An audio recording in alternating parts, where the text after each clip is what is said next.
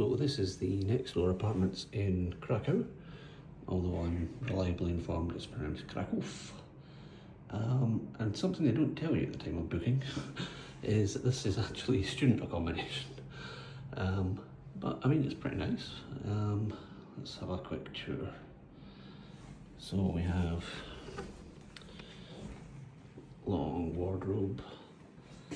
I have no idea what this does. And we have a bathroom with obviously toilet, shower.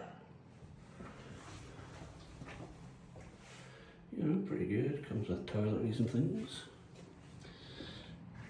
Move round, we've got a desk for studying, obviously, because it's student accommodation. Mirror. Small kitchen with 2 hobs, a sink, fridge, microwave, and because it's student accommodation, it also comes with minimal bowls and cutlery and things. Downside, and it is pretty big downside, is the single bed with the storage thing underneath it that you would normally have if you're about 8.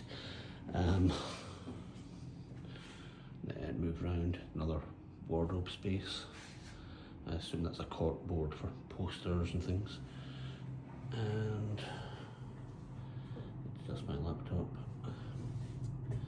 And a view of a car park. I mean, it's alright, it was cheap.